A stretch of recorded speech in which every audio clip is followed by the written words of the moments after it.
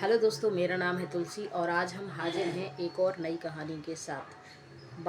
ये कहानी है मध्य प्रदेश के सागर जिला गांव चंद्रापुर की। यहाँ एक परिवार रहता है, मध्यम वर्ग का परिवार है और इनके दो बेटे होते हैं।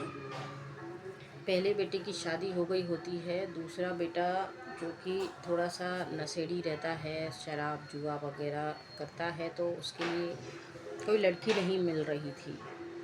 लेकिन ये लोग थोड़ा सा पैसे में बैकग्राउंड में अच्छे थे, इनके पास अपनी ज़मीन भी थी, गांव में इनका थोड़ा सा रुतबा भी है और इनके पास कंट्रोल वगैरह जो राशन वगैरह देते हैं, सारा माल इनके यहाँ आता है सरकारी और फिर वो गांव के लोगों तक जाता है। तो इनका अच्छा खासा पैसों की आवक है और इनका थोड़ी से नाम है आसपास। लेकिन ये थोड़ा लड़का जो शराब पीता था, तो शादी हो नहीं रही थी। लेकिन जैसे तैसे चलो हो गई। अब शादी जो हुई थी, देखने में लड़का ठीक ठाक था और शादी इनकी एक अच्छे परिवार में हुई, जहाँ लड़की सरकारी नौकरी कर रही होती है और इससे शादी हो जाती है। तो आप लोगों के मन में क्वेश्चन उठेंगे कि भाई सरकारी लड़की ऐसे नशेड़ी लड़के से शादी कैसे कर सकती है। तो उससे पहले जब अरेंज मैरिज होती है तो बहुत सारी बातें एक दूसरे को बताई नहीं जाती, पता नहीं होते हैं। तो ऐसी इन लोगों में भी नहीं था, बस रहन सहन घर मकान अच्छा बना हुआ है। इनकी एक बेटी भी है जो कि तलाकशुदा है, वो घर पे ही है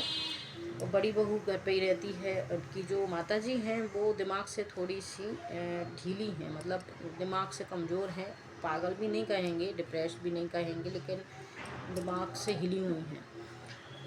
तो शादी होती है छोटे लड़के की और फिर ये जो छोटा लड़का है ये अमित है और इनकी शादी के बाद फिर दुल्हन आती है और वो सब कुछ देखती है, इनका रहन सहन। शादी वाले दिन भी इनने पी रखी थी और ये सब कुछ उन्हें पसंद नहीं आया। दुल्हन 2-4 दिन, एमपी में क्या है कि 2-4 दिन के बाद दुल्हन वापस चली जाती है और फिर 1-2 महीने के बाद उन्हें वापस ले आते हैं। तो यहाँ लड़का अपनी दुल्हन को लेने जब ससुराल गया तो वापस आया ही नहीं। जी हाँ, एक्चुअली लड़की सरकारी नौकरी वाली थी और वो अपने गांव पे ही थी और वो उन लोगों ने फ़ोन वगैरह किए तो उन्होंने आने से मना कर दिया था, क्योंकि इनका जो व्यवहार गाली गलौज वाला था और खाने पीने वाला था, तो लड़की को ज़्यादा पसंद नहीं आया। तो वो वापस अपने घर उनके घर वाले ले गए और फिर दोबारा से जब इन्होंने आने के लिए फ़ोन करा तो उन्होंने वहाँ से मना कर दिया। फिर भी लड़का माना नहीं, चला गया।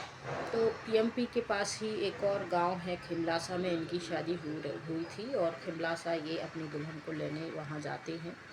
4-5 दिन होने के बाद जब कोई खबर नहीं आती है तो ये लोग वहाँ पूछते हैं फ़ोन करके, वो कहते यहाँ वो नहीं आया है।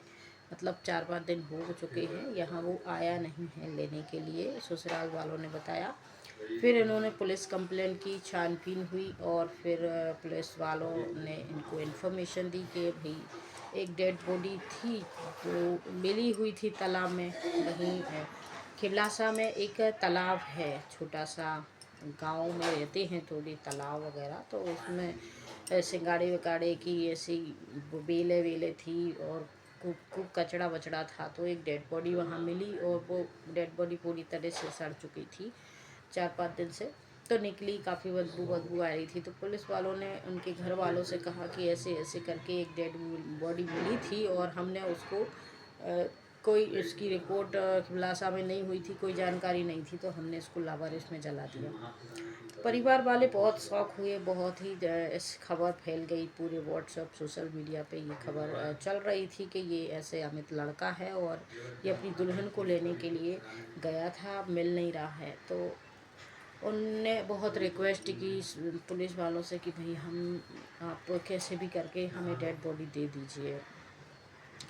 तब बहुत मानने के बाद रिक्वेस्ट, जो भी पैसे वैसे जो भी फॉर्मेलिटी हुई होगी दे दबा के उनसे डेड बॉडी फिर वो ले गए। और कैसे ये मर्डर हुआ, क्या हुआ, तो ससुराल वाले वहीं के थे, क्या इनकी बातचीत हुई, इसका कुछ भी पता नहीं चल पाया है।